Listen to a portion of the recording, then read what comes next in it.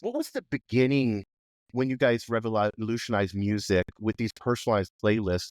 What kind of like as far as and you don't have to get too technical, but the data and AI, were you guys using AI back then? What was the innovation behind the playlists? I think there was a lot. It's interesting because like when I joined the company, it was with like 2013, and Spotify started then to do a couple of personalized playlists like Discover Weekly, and there was a couple of ideas around it. And they have run a lot of advanced machine learning algorithms around this. But what they ended up going with was actually like a collaborating filter models, which basically said like if two tracks was next to each other in a user's playlist, they had some kind of relationship.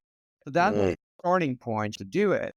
What happens over time and when it started to become more sophisticated was that when I came in and started to building out the editorial team and the playlist, it also what really made a big difference that Daniel, the CEO and founder of Spotify, always wanted was to take like what humans are really good at, like understand the culture of the track, attribute it with a lot of information, and then use data to kind of work with that and improve it all the time.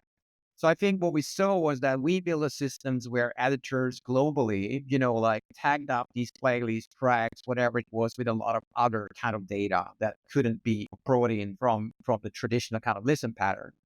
And then when we started to combine them, like that's where the magic happening. So I think if you look at it today, the most successful playlist on Spotify is something that is referred to algotorials. And they are not for every use case, but basically, if I tell you something like songs to sing in a car, everybody knows what that means, but it might be very different in taste.